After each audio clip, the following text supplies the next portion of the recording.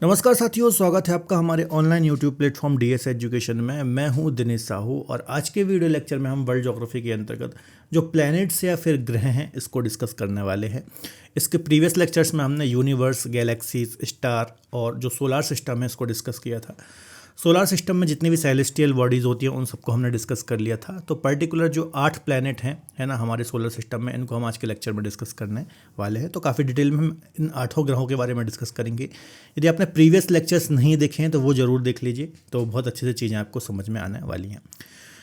Topic को start करने से पहले थोड़ा सा मैं आपको अपडेट देना चाहूँगा। यदि अभी तक आपने हमारी डीएस एजुकेशन की लर्निंग एप्लीकेशन को प्ले स्टोर या फिर ऐप स्टोर से डाउनलोड नहीं किया है तो इसको आप डाउनलोड कर सकते हैं। लिंक मैंने डिस्क्रिप्शन बॉक्स में दे रखी है।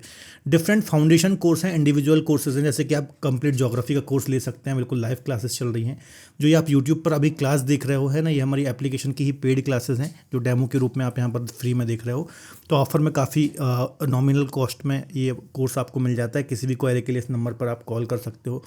हिंदी का कोर्स मिल जाता है, पॉलिटी का कोर्स मिल जाता है, इंडिविजुअल यदि आप इंडियन ज्योग्राफी पढ़ना चाहते हैं या फिर इंडिविजुअल वर्ल्ड ज्योग्राफी पढ़ना चाहते हैं तो आपको हमारी एप्लीकेशन में ये फैसिलिटी भी मिलती है कि कोई एक कोर्स लेकर के भी आप देख सकते हैं। इसके अलावा अभी हमने जीएस का एक फाउंडेशन कोर्स, बिल्कुल न्यू कोर्स है ये जो अभी हमने लॉन्च किया है। बाइलिंगुअल कोर्स है, हिंदी और इंग्लिश में, और फाउंडेशन कोर्स है, तो आप किसी भी एग्जाम की तैयारी कर रहे हैं इस कोर्स को अवेल कर सकते हैं। ओनली 799 रुपीज़ में आपको जो मेन सब्जेक्ट हैं जीएस के वो सब आपको यहाँ पर पढ़ने को मिल जाते हैं। ठीक है, तो इसमें आप इसको आप अवेल कर सकते हैं। लिमिटेड टाइम के लिए ये ऑफर आपको दिया जा रहा है। ठीक है, यहाँ पर आपको live classes, recorded classes, mentorship है ना, class notes, PDF, MCQs, PYQs, हर प्रकार से आपको यहाँ पर सारी चीज़ें मिल जाती हैं। ठीक है, तो काफ़ी स्पेशल ऑफर है, इसको आप अवेल कर सकते हैं। कंटेंट यहाँ पर इसी प्रकार से मिलेगा जैसे आप ज्योग्राफी और अन्य सब्जेक्ट में देख रहे हो। सारे सब्जेक्ट यहाँ पर मैं ही पढ़ाने वाला हूँ। तो चलिए बिना देरी किए हुए सीधे हम टॉपिक को स्टार्ट करते हैं। तो देखिए, लास्ट लेक्चर में हमने सोलार सिस्टम या फिर जो सौर मंडल है इसको डिस्कस कर लिया था। और सौर मंडल में जितनी भी सेलेस्टियल बॉडीज़ होती हैं, जैसे कि प्लैनेट्स होते हैं, एस्टेरॉइड्स होते हैं या फिर क्षुद्र ग्रह होते हैं, हमारा सूर्य या फिर सन जो है, ठीक है, धूमकेतु हैं, इसके अलावा क्यूपर बेल्ट होता है, जितनी भी सेलेस्टियल बॉडीज़ होती हैं ये हमने सोलार सिस्टम में डिस्कस कर ली थी। और सोलार सिस्टम कैसे वर्क करता है ये भी हमने डिस्कस कर लिया था, है ना। अब सोलार सिस्टम के अंतर्गत ही एक जो सेलेस्टियल बॉडी है जिसको हम प्लैनेट या फिर ग्रह बोलते हैं, इनको आज के लेक्चर में हम डिस्कस करेंगे।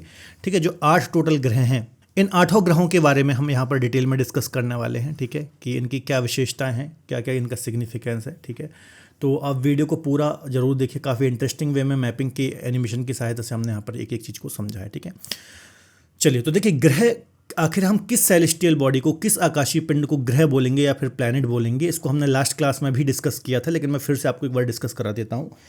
तो 2006 में, है ना, 2006 में प्राग चेक गणराज्य में आईएयू की एक बैठक हुई थी और इसमें ग्रह, आखिर हम किस सेलेस्टियल बॉडी को या फिर किस आकाशीय पिंड को ग्रह बोलेंगे, इसकी कुछ नियम डिसाइड किए गए थे। जैसे कि इसमें कुछ नियम थे, जैसे कि जो सूर्य है या फिर जो ग्रह है उसकी परिक्रमा करता हो, जो भी जिस भी सेलेस्टियल बॉडी को हम ग्रह बोलेंगे उसकी पहली कंडीशन है कि सूर्य की या फिर तारे की परिक्रमा करता हो और एक निश्चित कक्षा में करता हो, एक फिक्स्ड ऑर्बिट में करता हो। जैसे मान लीजिए ये सन है फॉर एग्जाम्पल, है ना, और ये कोई एक प्लैनेट है, तो उसका जो ये पाथ होना चाहिए हमेशा यही होना चाहिए। ऐसा नहीं कि अभी ये है कल ये हो जाए, है ना। तो एक निश्चित पाथ होना चाहिए, फिक्स्ड ऑर्बिट होना चाहिए उसका, है ना, याद रखिएगा। एक होता है कि पर्याप्त ग्रेविटी होना चाहिए, एक पर्याप्त ग्रेविटेशनल फोर्स या फिर फिक्स गुरुत्वाकर्षण बल होना चाहिए, है ना। किसी भी आकाशीय पिंड को या फिर सेलेस्टियल बॉडी को यदि हम ग्रह बोलेंगे तो उसका एक गुरुत्वाकर्षण बल या फिर ग्रेविटी उसके पास होनी चाहिए। ठीक है, निश्चित कक्षा होना चाहिए, हमने डिस्कस किया, एक फिक्स्ड ऑर्बिट होना चाहिए, है ना। इसके अलावा आकार भी निश्चित होना चाहिए। यहाँ पर जैसे कि आकार लिखा है तो आकार भी एक निश्चित आकार होना चाहिए, जैसे कि इस प्रकार से राउंड शेप में उसका आकार हो। ठीक है, निश्चित द्रव्यमान होना चाहिए, फिक्स्ड मास होना चाहिए, एक फिक्स्ड मास या फिर द्रव्यमान होना चाहिए। इसके अलावा आपको पता होना चाहिए कि जो ग्रह होते हैं, ये मैंने आपको पहले ही डिस्कस कराया है, या फिर जो प्लैनेट होते हैं इनका कोई खुद का प्रकाश नहीं होता। ये तारों के ही प्रकाश से प्रकाशित होते हैं या फिर स्टार के प्रकाश से ही प्रकाशित होते हैं। जैसे कि यदि आपको आकाश में कोई ग्रह चमकता हुआ दिखाई दे रहा है, उसका मतलब है कि वो सन लाइट से प्रकाशित हो रहा है। जैसे कि फॉर एग्जाम्पल मून को भी आप ले सकते हैं। मून हमारी सैटेलाइट है, तो मून भी जैसे आपको रात में चमकता हुआ दिखाई देता है। मून का एग्जांपल मैं इसलिए ले रहा हूँ क्योंकि नॉर्मली ग्रह काफ़ी रेयर आपको दिखाई देते हैं, है ना। शुक्र और बुध को देखने के लिए आपको काफ़ी एफर्ट डालने पड़ेंगे तब दिखाई देगा, लेकिन मून हमें सामान्यतः दिखाई देता है। तो मून ने क्यों चमकता हुआ दिखाई देता है? क्योंकि सूर्य की रोशनी या फिर सूर्य की जो लाइट है, सनलाइट जो है इस पर पड़ती है, इसलिए वो हमें चमकता हुआ दिखाई देता है। कहने का मतलब है कि प्लैनेट्स या फिर और अन्य जो सेलेस्टियल बॉडी होती हैं स्टार को छोड़ करके, तो इनका खुद का प्रकाश नहीं होता है। क्लियर है। इसके अलावा 2006 से पहले है ना हमारे जो सोलर सिस्टम है इसमें 9 ग्रह हुआ करते थे, 9 प्लैनेट थे, है ना। लेकिन एक प्लैनेट जो है प्लूटो, है ना, इसको ग्रहों की श्रेणी से बाहर निकाल दिया गया था क्योंकि इसका जो ऑर्बिट था वो फिक्स नहीं था, है ना। नेपच्यून के ऑर्बिट को ये काटता था, इसके चलते इसको ग्रहों की सूची से बाहर कर दिया गया। तो ये सब हमने लास्ट लेक्चर में भी डिस्कस कर लिया था, यहाँ अभी मैंने क्विक वे में आपको डिस्कस करा दिया है। ठीक है, आज हम सिर्फ लेक्चर में जो 8 ग्रह हैं उनको ही डिटेल में यहाँ पर डिस्कस करने वाले हैं। ठीक है, तो चलिए पहला ग्रह हम डिस्कस कर लेते हैं। पहला जो ग्रह है पृथ्वी के सूर्य के सबसे नज़दीक स्थित जो ग्रह है और आकार में सबसे छोटा, है ना, साइज में सबसे जो स्मॉलेस्ट प्लैनेट है उसको हम बोलते हैं बुध या फिर मरकरी। क्या बोलते हैं? बुध या फिर मरकरी, है ना। तो सबसे पहला पॉइंट याद रखिए कि सूर्य के सबसे नज़दीक या फिर सबसे पास स्थित ये प्लैनेट है, याद रखिएगा। और आकार में या फिर साइज में काफ़ी छोटा है, या फिर 8वां प्लैनेट में सबसे छोटा ये क्या है? ग्रह है। ठीक है, याद रखिएगा। इसके अलावा सूर्य की परिक्रमा सबसे कम समय में जो प्लैनेट करता है वो यही है, लगभग 88 दिन में, याद रखना 88 डेज में ये सूर्य की एक पूरी परिक्रमा कर लेता है। उसका सीधा सा मतलब ये है कि सूर्य की चूंकि सबसे नज़दीक स्थित है तो सबसे तेज परिक्रमा ये कर लेता है, ये बात आपको याद रखना है। ठीक है, इसके अलावा एक ऐसा प्लैनेट है जिसका कोई सैटेलाइट नहीं है, उपग्रह नहीं है, और इसका टेम्परेचर काफ़ी ज़्यादा है। चूँकि सूर्य के नज़दीक है तो इसका टेम्परेचर लगभग याद रखना है 600 डिग्री सेल्सियस है ना, 600 डिग्री सेल्सियस इसका तापमान है। तो ये बात भी आपको याद रखना है। ठीक है, तो जनरल से कुछ पॉइंट एक बार देख लेते हैं। सूर्य के सबसे नज़दीक या फिर क्लोजेस्ट है, याद रखिएगा। सबसे छोटा और सबसे हल्का ग्रह भी है, स्मॉलेस्ट है और लाइटेस्ट है, मतलब वेट में काफ़ी लाइट है ये। सौरमंडल का सर्वाधिक तीव्र कक्षीय गति वाला प्लैनेट है ना, मतलब सूर्य की जो परिक्रमा करता है सबसे तेज करता है, लगभग 88 डेज में ये एक परिक्रमा कर लेता है। जैसा कि हमारी अर्थ है ना, ये लगभग 365 दिन लेती है ये, लेकिन सिर्फ 88 ही डेज ही लेता है। इसका तापांतर जो है, ताप में अंतर जो है, ये लगभग 600 डिग्री सेल्सियस है। इसका मतलब ये है कि दिन के समय में जब यहाँ पर सूर्य निकलता है तो टेम्परेचर बहुत ज़्यादा हो जाता है ना, और नाइट में टेम्परेचर क्या होता है, नाइट में टेम्परेचर काफ़ी कम हो जाता है। तो इसमें जो डिफरेंस है, तापांतर है, वो सबसे ज़्यादा कहाँ पर है? आपको इसी प्लैनेट में देखने को मिलता है, लगभग 600 डिग्री सेल्सियस के आसपास। ठीक है, नेक्स्ट है कोई भी इसका उपग्रह नहीं है ना, कोई भी इसका उपग्रह नहीं है, कोई भी सैटेलाइट नहीं है। जैसे हमारी अर्थ का एक उपग्रह है मून, ठीक है, या फिर चंद्रमा जिसको हम बोलते हैं, उसी प्रकार से इसका कोई भी उपग्रह नहीं है, कोई भी सैटेलाइट नहीं है। ठीक है, तो याद रखिएगा सूर्य के अराउंड जो परिक्रमा करता है लगभग 88 डेज में करता है, जबकि खुद अपनी एक्सिस में लगभग 59 डेज में ये एक चक्कर कंप्लीट कर लेता है। ठीक है, बात समझ में आ रही है? जो हम डेज बोल रहे हैं ये अर्थ डेज से कंपेयर करके बोल रहे हैं। मतलब सन के चारों ओर जब वो एक परिक्रमा करेगा तो 88 दिन लेगा। मतलब आप ऐसा बोल सकते हो कि यहाँ पर जो एक वर्ष होता है, एक ईयर जो होता है, ये 88 दिन का होता है, और 59 पृथ्वी दिवस के बराबर ये अपने एक्सिस पर एक बार घूमता है। मतलब यहाँ का जो एक दिन होता है, यदि आप पृथ्वी से कंपेयर करोगे तो वो 59 दिन के बराबर होता है। इसका मतलब सिंपल सा ये है। ठीक है, बहुत ज़्यादा कोई ऐसे पॉइंट यहाँ पर है नहीं है। नेक्स्ट देख लेते हैं। इसका जो वायुमंडल है काफ़ी पतला है, काफ़ी थिन है और अनस्टेबल है या फिर अस्थिर है। ठीक है, मुख्यतः ऑक्सीजन, सोडियम और हाइड्रोजन जैसी गैसेज आपको इस प्लैनेट के अंतर्गत देखने को मिलेगी। ठीक है, और जो कि सूर्य के सबसे पास स्थित है तो टेम्परेचर इतना ज़्यादा होने के कारण जीवन वगैरह की कोई संभावना यहाँ पर हो ही नहीं सकती है, आपको याद रखना है। ठीक है, इसके अलावा नासा के द्वारा मानव रहित अंतरिक्ष यान मैसेंजर भेजा गया था, जो कि 2004 में भेजा गया था, और ये बुध की सतह से सरफेस से टकरा करके नष्ट हो गया था, आपको याद रखना है। ठीक है, तो एग्जाम में क्वेश्चन आएगा मैसेंजर, है ना, मैसेंजर नाम का एक उपग्रह है जो नासा के द्वारा लॉन्च किया गया या फिर भेजा गया, किस ग्रह की स्टडी के लिए भेजा गया? तो किसके लिए? बुध या फिर मरकरी की स्टडी के लिए भेजा गया था। ऐसे क्वेश्चन एग्जाम में आ जाते हैं। इसके अलावा बेपी कोलंबो बुध ग्रह का पहला यूरोपीय मिशन है, जो कि 2018 में प्रक्षेपित इसको किया गया था, आपको याद रखना है। ठीक है, तो आई थिंक इतना आपको समझ में आया होगा। कोई वैसे बहुत विशेष पॉइंट नहीं है इसके संबंध में, 2-3 पॉइंट ही आपको याद रखना है कि सबसे पास में है, सबसे छोटा है, कोई सैटेलाइट नहीं है। ठीक है, और सूर्य की परिक्रमा जो है लगभग 88 डेज में कर लेता है, और जनरल से पॉइंट हैं जो एग्जाम में आते हैं। ठीक है, नेक्स्ट देख लेते हैं। नेक्स्ट है वीनस या फिर शुक्र, है ना, वीनस या फिर शुक्र। शुक्र की यदि हम बात करें, है ना, तो पृथ्वी जो हमारी अर्थ है ना, अर्थ के सबसे नज़दीक या फिर सबसे पास स्थित जो प्लैनेट है उसको हम शुक्र बोलते हैं, आपको याद रखना है। ठीक है, इसके अलावा हमारे सोलर सिस्टम का सबसे ब्राइटेस्ट प्लैनेट है, सबसे चमकीला प्लैनेट है आपको याद रखना है, क्योंकि यहाँ पर CO2 गैस की अधिकता है, गैसों की अधिकता या फिर खासतौर पर CO2 की अधिकता के कारण काफ़ी ज़्यादा ब्राइटेस्ट ये प्लैनेट है, याद रखिएगा, और काफ़ी इंपॉर्टेंट है। ठीक है, तो CO2 की अधिकता के कारण ये काफ़ी चमकता हुआ प्लैनेट है, आपको याद रखना है ना। और चूंकि इसका आकार, जो इसका शेप है ना, शेप और इसका जो मास है, द्रव्यमान है, इसमें लगभग ये पृथ्वी के बराबर ही है ना। मतलब पृथ्वी का जो शेप है और वीनस का जो शेप है, ये लगभग सेम है। इनका मास सेम होने के कारण इनको बहनों की संज्ञा भी दी जाती है ना। पृथ्वी का भागनी ग्रह भी कहा जाता है, आपको याद रखना है। क्लियर है, तो ये कुछ पॉइंट आपको याद रखना है, एक एक पॉइंट डिस्कस करते हैं। तो पृथ्वी के सबसे निकटतम है, याद रखना है, और सन से सेकंड नंबर का ग्रह है। सबसे पहले बुध आता है ना, उसके बाद ये आता है। सबसे चमकीला और सबसे गर्म ग्रह है, लगभग 475 डिग्री सेल्सियस यहाँ पर मैक्सिमम टेम्परेचर चला जाता है ना। अब सबसे गर्म क्यों है, ये थोड़ा सा पॉइंट याद रखिए, है ना। CO2 है ना के कारण, कार्बन डाइऑक्साइड के कारण। देखो अब यहाँ पर बच्चे कंफ्यूज होते हैं कि सन के सबसे पास स्थित तो कौन सा है, बुध है, अभी हमने डिस्कस किया है ना, मरकरी। तो सबसे गर्म इसको होना चाहिए, लेकिन सबसे गर्म है शुक्र। ऐसा आखिर क्यों है, क्योंकि यहाँ पर CO2 गैस की अधिकता है, और आपको पता होगा CO2 जो है एक ग्रीन हाउस गैस है। कैसी गैस है, ग्रीन हाउस गैस है। और ग्रीन हाउस गैस क्या करती हैं, टेम्परेचर को बढ़ाने का काम करती है। हम ऐसा पढ़ते हैं ना, क्लाइमेट चेंज जो हमारी अर्थ में तेज़ी से हो रहा है, उसका रीज़न क्या है, उसका रीज़न ये है कि CO2 की जो मात्रा है वो लगातार हमारे एटमॉस्फेयर में बढ़ रही है। और CO2 का ये गुण होता है कि सौर्य ताप को क्या करती है, एब्जॉर्ब करके रखती है अपने पास, जिसके चलते क्या होता है, टेम्परेचर बढ़ता है, एवरेज टेम्परेचर बढ़ता है ना। तो चूंकि इसमें बहुत अधिकता है CO2 गैस की, इसके चलते ही ये सबसे गर्म और हॉटेस्ट प्लैनेट है, याद रखिएगा, काफ़ी इंपॉर्टेंट पॉइंट है।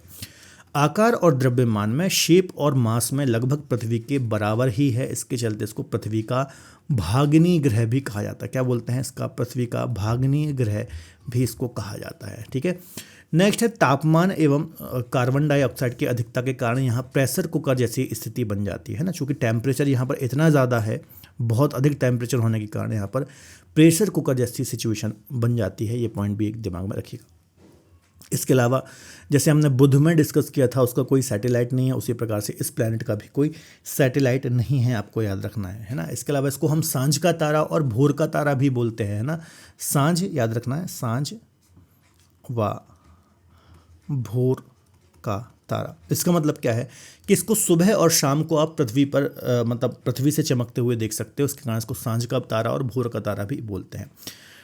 ठीक है, इसके अलावा एकमात्र ऐसा प्लैनेट है हमारे सोलर सिस्टम में जिसका घूर्णन परिक्रमण से ज़्यादा है। देखो दो चीज़ें होती हैं, लास्ट लेक्चर आप जरूर देख लीजिए। जैसे कि ये सन है ना, ये सन है, तो और ये हो गया हमारा वीनस, है ना। तो ये क्या कर रहा है, सूर्य की परिक्रमा कर रहा है इस प्रकार से। ठीक है, इसको हम क्या बोलेंगे, परिक्रमण। इससे नॉर्मली हमारी पृथ्वी से यदि आप कंपेयर करोगे तो इससे क्या होता है, एक वर्ष कंप्लीट होता है। हम पृथ्वी के कंपेरिजन में बोल रहे हैं ना। जबकि ये जो वीनस है, ये वीनस जो प्लैनेट है, ये खुद भी तो घूम रहा है, जैसे कि हमारी पृथ्वी खुद घूमती है लगभग 24 घंटे में, है ना। और एक दिन उससे कंप्लीट होता है ना। तो कहने का मतलब ये है कि यदि आप शुक्र ग्रह की बात करोगे तो यहाँ पर एक दिन, यदि आप पृथ्वी से कंपेयर करोगे तो एक दिन यहाँ का बड़ा होता है और एक साल, एक ईयर यहाँ पर छोटा होता है। अब आपको सुनने में अजीब इसलिए लग रहा है क्योंकि हम इसको अर्थ से कंपेयर करके बोल रहे हैं, है ना। ठीक है, इसलिए आपको अजीब लग रहा है। तो याद रखना, इसका जो घूर्णन है ना, रोटेशन है, वो रिवॉल्यूशन से जल्दी हो जाता है, आपको याद रखना। और काफ़ी महत्वपूर्ण पॉइंट है, कई बार यहाँ से एग्जाम में क्वेश्चन आता है। ठीक है, चलिए देखिए नेक्स्ट है, इसे सांझ का तारा और भोर का तारा भी कहते हैं, है ना। इवनिंग स्टार और मॉर्निंग स्टार भी बोलते हैं। तारे की तरह चमकता हुआ दिख जाएगा। पृथ्वी का जुड़वा ग्रह या फिर भागनी ग्रह भी कहा जाता है ना, सिस्टर प्लैनेट कहा जाता है, क्योंकि इसका द्रव्यमान और मास वगैरह जो है, आकार वगैरह, वो पृथ्वी के बराबर है। इस ग्रह को सुंदरता की देवी कहा जाता है ना, गॉडेस ब्यूटी कहा जाता है। इसका रीज़न ये कि काफ़ी सुंदर है, काफ़ी ब्यूटीफुल ये दिखाई देता है आसमान में, इसके चलते इसको सुंदरता की देवी भी कहा जाता है। ठीक है, अब देखो इसका रोटेशन और रिवॉल्यूशन, तो एक दिन जो है यहाँ पर लगभग होगा 243 दिन के बराबर। मतलब शुक्र ग्रह पर यदि आप रहते और पृथ्वी से कंपेयर इसको करोगे तो यहाँ का एक डे जो है वो 243 पृथ्वी डे या फिर अर्थ डे के बराबर होगा, है ना। कंफ्यूज नहीं होना, चूँकि हम पृथ्वी से कंपेयर करके वहाँ पर बात कर रहे हैं, इसलिए थोड़ा आपको अजीब लग रहा होगा। जबकि एक वर्ष जो है 225, मतलब एक वर्ष यहाँ का छोटा है और एक दिन बड़ा है ना। तो एकमात्र ऐसा प्लैनेट है जिसका एक वर्ष छोटा और एक दिन बड़ा होता है ना। ये दोनों ही चीज़ें याद रखना, एक वर्ष 225 पृथ्वी दिन के बराबर होता है, जबकि एक दिन 243 पृथ्वी दिन के बराबर होता है। ठीक है, मतलब आप ऐसा बोल सकते हो कि इसका जो रोटेशन है ना, अपने एक्सिस पर, ये काफ़ी स्लो है। ठीक है, इतना आप इसका मतलब यही होगा और कोई ऐसा पॉइंट इसमें नहीं है।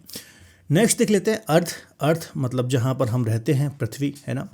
तो एकमात्र ऐसा प्लैनेट है जहाँ पर जीवन की संभावना है, जहाँ पर लाइफ पॉसिबल है ना। लाइफ पॉसिबल है या फिर जीवन की संभावना है। इसका मतलब क्या है कि आपको पता है हमारा जो अर्थ है, यहाँ पर आपको जलमंडल देखने को मिलेगा, है ना, जलमंडल, या फिर आपको यहाँ पर हाइड्रोस्फीयर देखने को मिलेगा, है ना।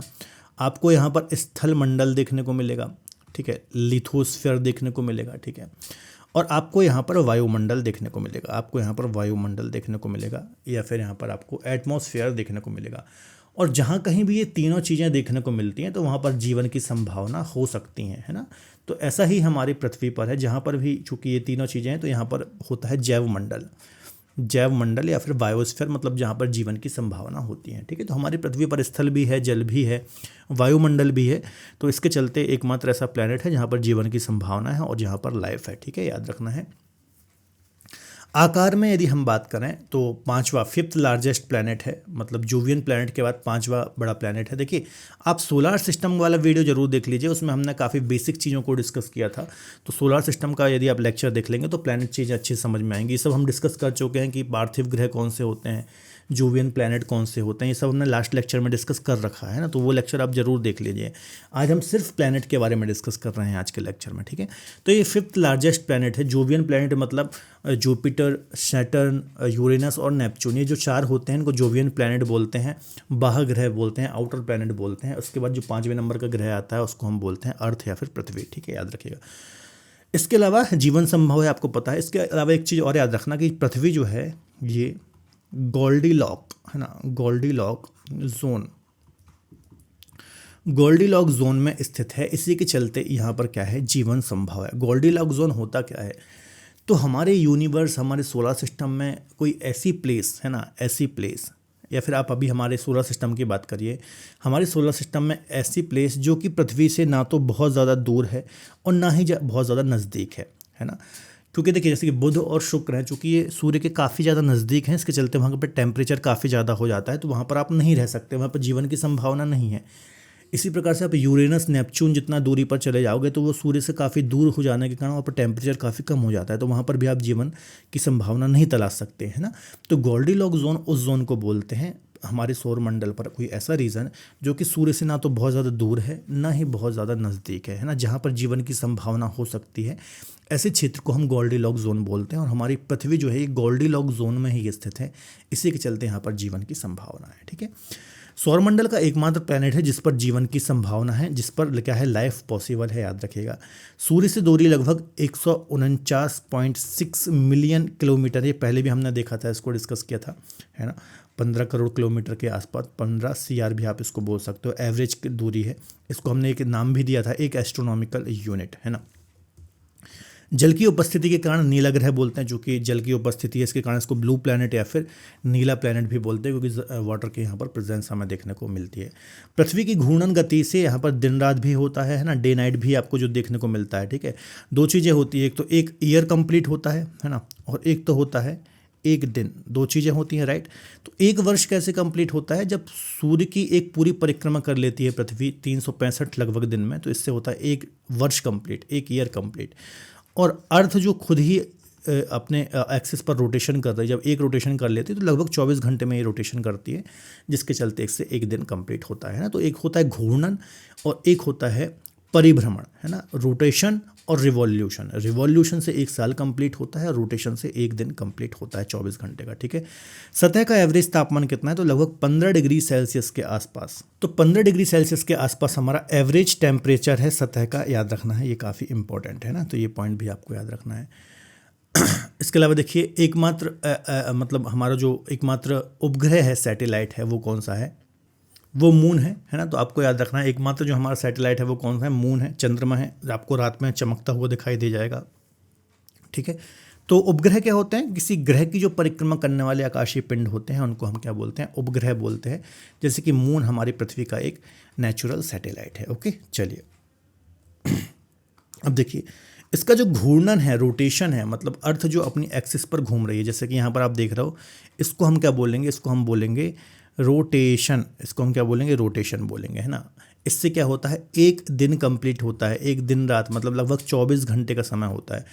अब जो पृथ्वी का रोटेशन है इसका एग्जैक्ट टाइम है 23 घंटे 56 minute 4 second, 23 hour, okay, 56 minute and 4 second. ये एक्चुअल टाइम है, मतलब लगभग 4 मिनट के आसपास जो टाइम है ये कम है एक दिन में, ठीक है, याद रखना है। और हमारी पृथ्वी जो है ये वेस्ट टू ईस्ट, पश्चिम से पूर्व दिशा की ओर क्या करती है?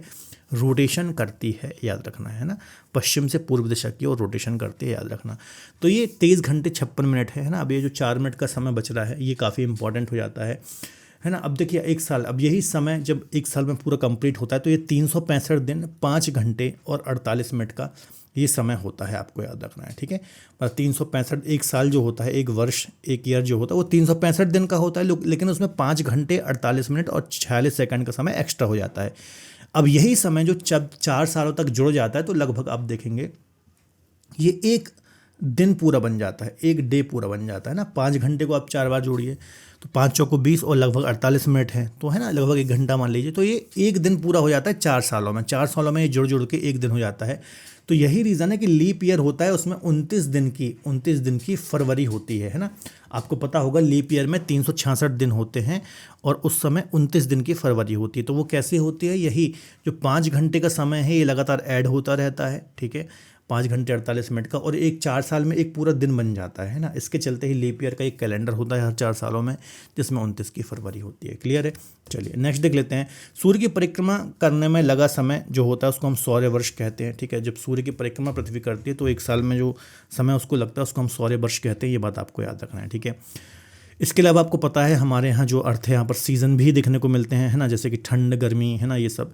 तो हमारी चूँकि अर्थ जो है ये अपने अक्ष पर 23.5 डिग्री टिल्ट है या फिर झुकी हुई है, जिसके कारण हमारे यहाँ पर सीज़न या फिर ऋतुएं चेंज होती हुई दिखाई देती हैं। यदि टिल्ट नहीं होती तो वही सेम मौसम होता, बहुत ज़्यादा मौसम में चेंजेस हमें देखने को नहीं मिलते। ओके, याद रखिएगा। इसके अलावा 23.5 डिग्री का लगभग झुकाव है, यहाँ से क्वेश्चन आ जाता है। इसको हम ब्लू प्लैनेट बोलते हैं। और घूर्णन कैसा है? पश्चिम से पूर्व दिशा की ओर है। तो ये सारी चीज़ें आपको दिमाग में रखना है। नहीं, कुछ इस प्रकार से 23.5 यहाँ पर टिल्ट हमें देखने को मिलता है ना। इसका मतलब ये है कि इक्वेटर ही है। देखिए ये इक्वेटर है, ये पोल्स हो गए, है ना। उसको आप यदि देखोगे तो ये इस प्रकार से 23.5 डिग्री झुकी हुई है। ये बात आपको याद रखना है, ठीक है। नेक्स्ट जो प्लैनेट है इसको हम बोलते हैं मार्स या फिर मंगल। तो सूर्य से दूरी के क्रम में जो है ये 4th नंबर का ग्रह है आफ्टर अर्थ, है ना। इसके पहले बुध आता है, शुक्र आता है, पृथ्वी आती है और फिर 4th नंबर पर आ जाता है मंगल या फिर मार्स, है ना। ये पूरा लाल या फिर रेड कलर का ये प्लैनेट है। क्यों? क्योंकि आयरन ऑक्साइड, है ना, आयरन ऑक्साइड की अधिकता के कारण, है ना, आयरन ऑक्साइड की अधिकता के कारण ये जो प्लैनेट है ये रेड प्लैनेट है या फिर लाल प्लैनेट कहलाता है, याद रखना है। और सेकंड स्मॉलेस्ट प्लैनेट है, मतलब बुध सबसे छोटा है, मरकरी सबसे स्मॉलेस्ट प्लैनेट है, उसके बाद सेकंड नंबर पर जो आता है वो है मंगल। मंगल सेकंड स्मॉलेस्ट प्लैनेट है हमारे सोलर सिस्टम का। ये पॉइंट याद रखना है। अक्सर बच्चे यहाँ पर कंफ्यूज हो जाते हैं, शुक्र को सबसे छोटा मान लेते हैं। तो याद रखना शुक्र दूसरा सबसे छोटा नहीं, बल्कि मंगल या फिर मार्स सेकंड स्मॉलेस्ट प्लैनेट है हमारे सोलर सिस्टम में, ठीक है। इसके अलावा ड्यू टू आयरन ऑक्साइड ये पूरा रेड दिखाई देता है ना, रेडिश कलर का दिखाई देता है ना। किसके कारण? क्योंकि आयरन ऑक्साइड की काफ़ी ज़्यादा अधिकता है। अब ये पॉइंट काफ़ी इंपॉर्टेंट है, जहाँ से एग्जाम में क्वेश्चन आते हैं। इसके 2 नेचुरल सैटेलाइट हैं, एक है फोबोस और एक है डीमोस, है ना। फोबोस, है ना, क्या बोलते हैं इसको? फोबोस, और एक है डीमोस, है ना। फोबोस और डीमोस ये 2 इसके नेचुरल सैटेलाइट है। जैसे कि हमारी अर्थ का एक मून सैटेलाइट है, नेचुरल सैटेलाइट है, उसी प्रकार से यहाँ पर 2 नेचुरल सैटेलाइट हमें देखने को मिलते हैं, ठीक है, याद रखिएगा। नेक्स्ट है ओलिपस मून्स, है ना, ओलंपस मून्स जो है यहाँ का सबसे बड़ा ज्वालामुखी है और मंगल ग्रह पर स्थित है, याद रखना। अब ये पूरे सौरमंडल का सबसे बड़ा ज्वालामुखी है, याद रखना, ओलंपस मून्स जिसको हम बोलते हैं, ठीक है। तो ये सबसे बड़ा ज्वालामुखी है, ये इंपॉर्टेंट है काफ़ी, एक बार एग्जाम में क्वेश्चन आया है तो दिमाग में रख लीजिएगा, ठीक है। नेक्स्ट देख लेते हैं। कुछ मिशन है, खासतौर पर हमारे इंडिया का एक मिशन था, ठीक है, जिसको हम मोम बोलते हैं, मार्स ऑर्बिटल मिशन, है ना। इसको 5 नवंबर को हमने लॉन्च किया था और 24 सितंबर 2014 को ये वहाँ पर पहुँचा था। इसके अलावा एक क्यूरोसिटी रोवर है जो कि नासा का एक सैटेलाइट है। तो ये दोनों ही चीज़ें याद रखना, बाकी बहुत ज़्यादा कोई ऐसे पॉइंट नहीं है जो आपको याद रखने की आवश्यकता है इसमें, हाँ इतना ही आपको रखना है याद, ठीक है। चलिए नेक्स्ट देख लेते हैं जुपिटर, है ना। तो जुपिटर जो है ये जोवियन प्लैनेट के अंतर्गत आता है। अब देखिए अभी तक जो हमने 4 प्लैनेट डिस्कस करे, एक हमने डिस्कस किया बुध, मरकरी, है ना, वीनस या फिर जिसको हम शुक्र बोलते हैं, शुक्र, है ना। फिर हमने डिस्कस किया अर्थ या फिर जिसको हम पृथ्वी बोलते हैं, और अभी हमने डिस्कस किया मंगल। कौन सा डिस्कस किया? मंगल या फिर जिसको हम मार्स बोलते हैं ना। तो ये चारों जो प्लैनेट हैं इनको हम क्या बोलते हैं? इनको हम पार्थिव, है ना, इनको हम पार्थिव ग्रह बोलते हैं या फिर इनको हम इनर प्लैनेट बोलते हैं, है ना। पार्थिव ग्रह, इनर ग्रह बोलते हैं। क्यों? क्योंकि ये आकार में काफ़ी छोटे हैं, है ना, साइज़ में काफ़ी छोटे हैं, है ना, और इनमें जो है कठोर सतह देखने को मिलती है। जैसे कि हमारी पृथ्वी में कठोर क्रस्ट है, भूपरपटी है, स्थलमंडल है, लिथोस्फीयर है, उसी प्रकार से इन चारों प्लैनेट में कठोर सतह देखने को मिलती है, और चूँकि सूर्य से नज़दीक है इस कारण से, है ना। अब इसके बाद जो हम डिस्कस करेंगे बृहस्पति, शनि, अरुण, वरुण, ये आकार में काफ़ी बड़े हैं, साइज़ में काफ़ी जाइंट हैं, बड़े हैं, है ना। इसके अलावा यहाँ पर आप देखोगे यहाँ पर गैसें आपको ज़्यादा देखने को मिलेंगी, गैसेस ज़्यादा देखने को मिलेंगी। तो इनको हम जूवियन प्लैनेट बोलते हैं, आउटर प्लैनेट बोलते हैं, चूँकि सूर्य से काफ़ी दूर हैं, है ना। इसके अलावा इनको आइस जाइंट और गैसेस जाइंट भी बोलते हैं, क्योंकि यहाँ पर आप देखोगे ये शुरू के 2 प्लैनेट हैं, जुपिटर और सैटर्न, यहाँ पर गैसों की काफ़ी अधिकता है, जबकि अरुण, वरुण या फिर यूरेनस, नेपच्यून जो है यहाँ पर आपको गर्म जो ठंडी गैसें होती हैं ना, ठंडी गैसें जैसे कि मीथेन वगैरह, या फिर आप ऐसा बोल लीजिए कि ठंडी जो चट्टानें होती हैं, बर्फ़ की चट्टानें होती हैं, यहाँ पर इनकी अधिकता होती है। तो इनको हम आइस जाइंट बोलते हैं और इनको हम गैसीय जाइंट बोलते हैं, ठीक है। तो ये हमने लास्ट लेक्चर में ऑलरेडी डिस्कस किया, मैं फिर से आपसे बोल रहा हूँ, यदि लास्ट लेक्चर आपने डिस्कस नहीं किया है या फिर देखा नहीं तो वो ज़रूर देख लीजिए, है ना। और इसी प्रकार से हमारे जो कोर्सेज़ हैं, है ना, एप्लीकेशन के, वो सभी हमने इसी प्रकार से इंटरेस्टिंग वे में बारीकियों के साथ पढ़ते हैं। तो आप यदि इनरोलमेंट लेना चाहते हैं तो अभी ऑफर में आपको ये कोर्स मिल रहा है, इसको आप अवेल कर सकते हैं। तो देखिए जुपिटर जो है ये हमारे सोलर सिस्टम का सबसे लार्जेस्ट प्लैनेट है, सबसे बड़ा ग्रह है, आपको याद रखना है ना। सबसे आकार में कैसा है? बड़ा ग्रह है, याद रखिएगा, है ना, साइज़ इसका काफ़ी बड़ा है। इसके अलावा इसको लघु सौरमंडल भी कहा जाता है। इसको लघु सौरमंडल क्या बोला जाता है? लघु सौरमंडल। लघु सौरमंडल बोले जाने का मतलब ये है, एक तो ये आकार में काफ़ी जाइंट है, काफ़ी बड़ा है। इसके जो उपग्रह हैं, मून्स हैं, वो काफ़ी ज़्यादा हैं, है ना, अभी हम डिस्कस करेंगे, हालांकि अभी सैटर्न के इससे ज़्यादा हैं, ठीक है। इसके अलावा गैसों की अधिकता, है ना, तो ये सारी चीज़ें होने के कारण इसको लघु सौरमंडल भी कहा जाता है, आपको याद रखना है, ठीक है। बाकी यहाँ पर आपको देखोगे हाइड्रोजन जैसी गैसों की अधिकता देखने को मिलती है, ठीक है। तो सौरमंडल का सबसे बड़ा प्लैनेट है, लार्जेस्ट प्लैनेट है बस सोलर सिस्टम का। सबसे तेज गति से ये घूर्णन करने वाला या फिर रोटेटेड जो रोटेशन होता है इसका, है ना, अपनी एक्सिस पर, ये सबसे तेज गति से होता है। ये जो अभी आप घूमते हुए इसको दिख रहे हो, इसको हम क्या बोलते हैं? रोटेशन, है ना। तो लगभग 10 घंटे के आसपास ये रोटेशन कर लेता है। मतलब यहाँ पर पृथ्वी से कंपेयर करोगे तो यहाँ का जो एक दिन होगा वो 10 घंटे में ही एक दिन कंप्लीट हो जाएगा। मतलब पृथ्वी से कंपेयर करके इसको हम बोल रहे हैं, तो 10 घंटे में ही ये एक अपना एक्सिस में जो रोटेशन है ये पूरा कर लेता है ना। इसके सैटेलाइट की बात करें तो 95 सैटेलाइट हैं, आपको याद रखना है। लेकिन जो मार्स, अभी हम मार्स बोल रहा हूँ, अभी हम सैटर्न को डिस्कस करेंगे तो सैटर्न के इससे कहीं ज़्यादा हैं। और सभी में गैनीमीड जो है, गैनीमीड इसका एक मून है ना, या फिर सैटेलाइट है, नेचुरल सैटेलाइट है। ये सबसे बड़ा या फिर सबसे लार्जेस्ट सैटेलाइट है। हमारे पूरे सोलार सिस्टम का लार्जेस्ट सैटेलाइट जो है वो है गैनीमीड, याद रखना है, जो कि बृहस्पति या फिर जुपिटर का एक नेचुरल सैटेलाइट है, ठीक है। तो टोटल 95 इसके सैटेलाइट हैं और गैनीमीड सबसे बड़ा सैटेलाइट है। यहाँ पर चूंकि मैंने आपको बताया कि जो गैसेज होती हैं इनकी काफ़ी अधिकता है ना, गैसों की काफ़ी अधिकता है, तो हाइड्रोजन की यहाँ पर हमें अधिकता देखने को मिलती है, याद रखिएगा, ठीक है। इतना समझ में आया। नेक्स्ट देख लेते हैं द्रव्यमान मास की बात करें तो 318 गुना अधिक है इसका, है ना। पृथ्वी से यदि आप कंपेयर करोगे तो इसका द्रव्यमान 318 टाइम ज़्यादा है, याद रखिएगा। और अत्यधिक उपग्रह होने के कारण इसको हम लघु सौर ग्रह भी कहते हैं ना। हालांकि अब वर्तमान में तो आप देखोगे सैटर्न के सबसे ज़्यादा हो गए हैं, लेकिन और भी कुछ चीज़ें जैसे कि आकार में ये काफ़ी बड़ा है ना, काफ़ी जाइंट है, गैसों की अधिकता है।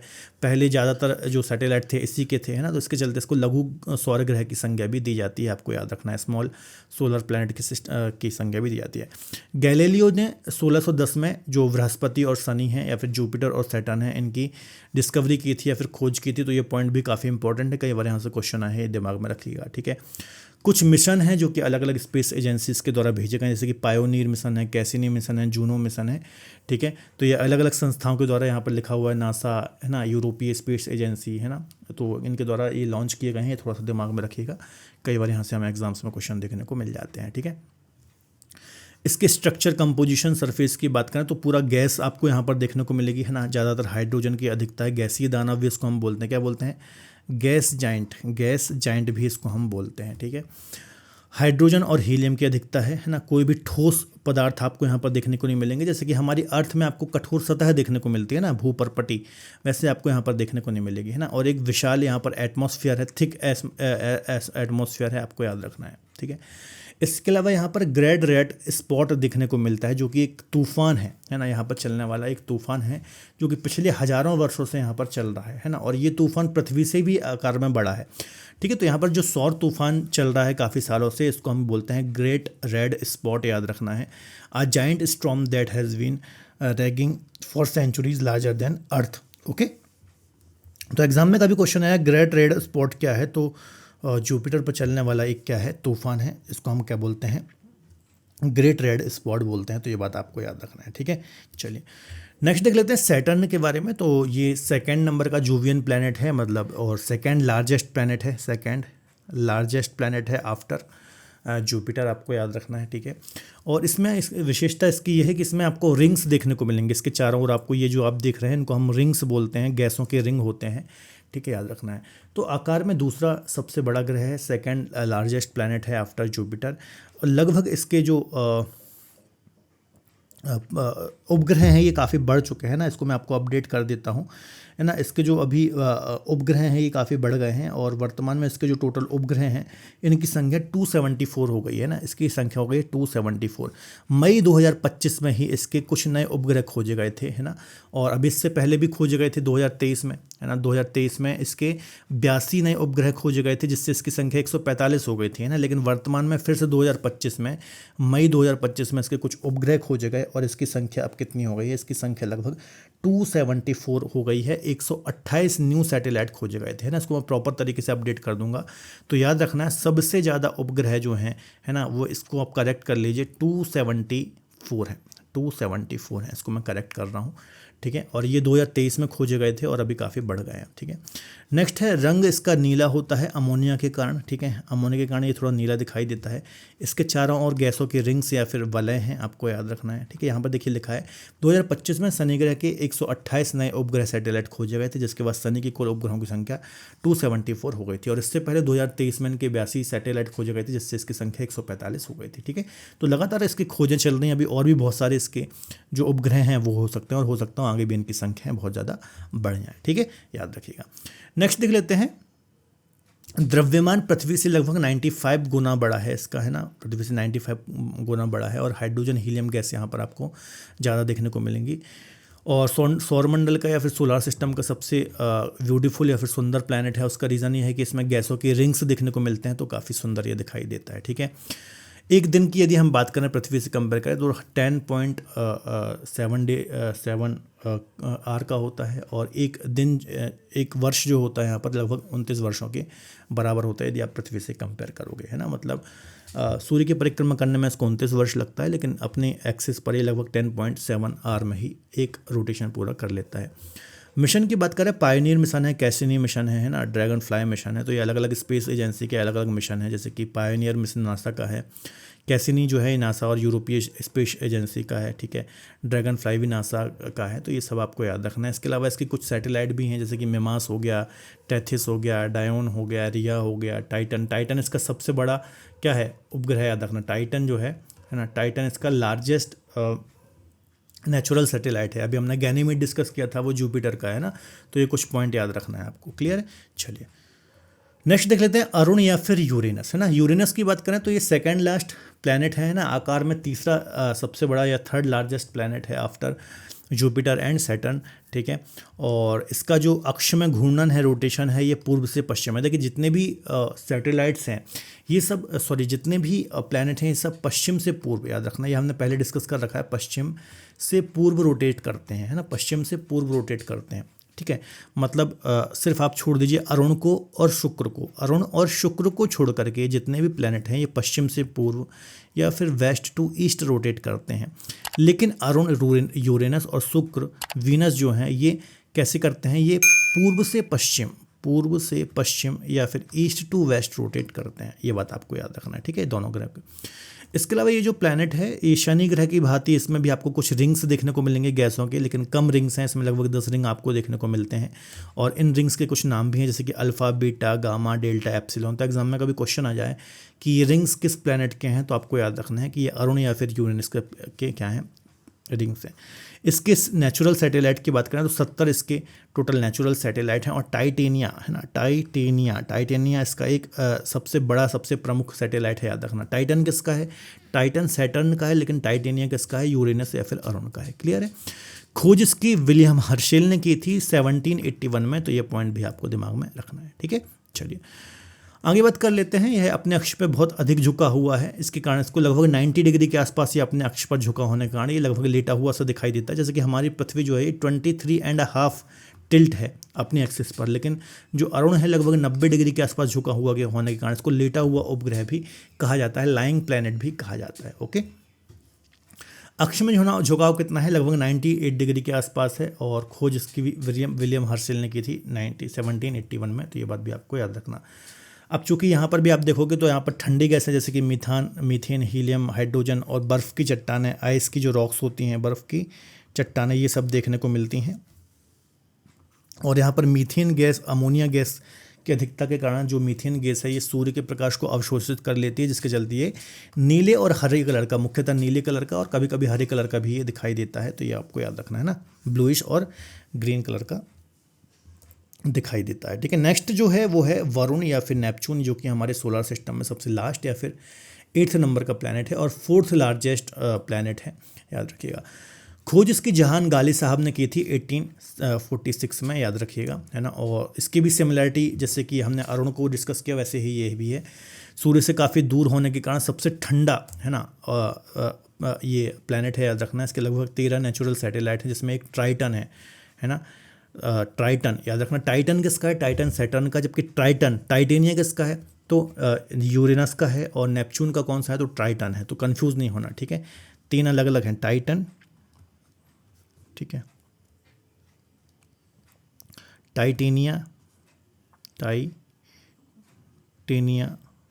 और एक है ट्रिटॉन, है ना। तो ये किसका है, ये सैटर्न का है, ये यूरेनस का है और ये नेपच्यून का है, तो कंफ्यूज नहीं होना इसमें, ठीक है।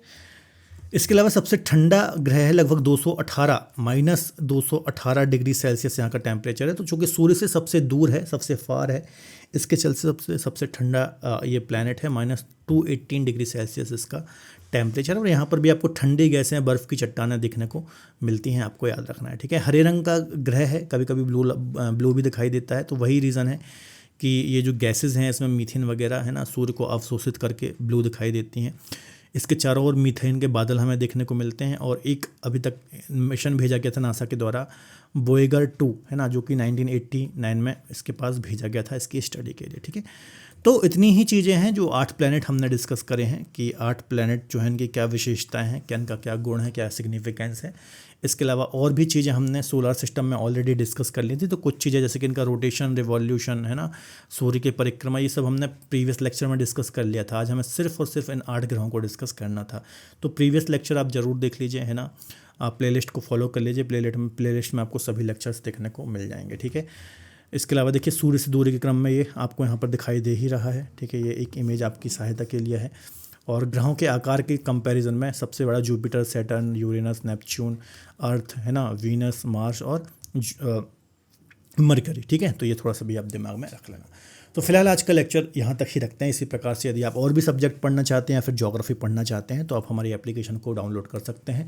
वहाँ पर डिफरेंट फाउंडेशन कोर्स हैं जो कि काफ़ी नॉमिनल प्राइस में आपको मिल जाते हैं। तो बहुत ही क्वालिटी एजुकेशन हम यहाँ पर दे रहे हैं, काफ़ी इंटरेस्टिंग वे में एनिमेशन के माध्यम से, सिंपल वे में है ना, इंटरेस्टिंग बना करके हम आपको यहाँ पर पढ़ा रहे हैं, तो चीज़ों को आप अवेल कर सकते हैं। कंप्लीट जीएस पढ़ना चाहते हैं तो संकल्प बैच आप अवेल कर सकते हैं। 799 रुपीज़ इसकी प्राइस है, ऑफर प्राइस है। किसी भी प्रकार की क्वेरी के लिए इस दिए गए नंबर पर भी कॉल मैसेज कर सकते हैं। और मैं लगभग 7 वर्षों से अलग अलग एस्पिरेंट्स को, सिविल सर्विसेज और वनडे एग्जाम्स के एस्पिरेंट्स को पढ़ा रहा हूँ, और सारे सब्जेक्ट यहाँ पर मैं खुद ही पढ़ा रहा हूँ। डेमो क्लास के रूप में यूट्यूब पर मल्टीपल वीडियोज़ हैं, और वहाँ एप्लीकेशन पर भी आपको वीडियोज़ मिल जाते हैं। ठीक है, तो एक बार आप हमारी एप्लीकेशन को विजिट ज़रूर कर लीजिए। इसके अलावा वीडियो लेक्चर कैसा लगा आप कमेंट बॉक्स में ज़रूर बताइए, है ना। और कोई अच्छा सा कमेंट भी कर सकते हैं, पसंद आता है तो शेयर भी कर सकते हैं। मिलेंगे अगले लेक्चर में, अपना ख्याल रखिए और पढ़ते रहिए। बाय बाय, टेक केयर, जय हिंद।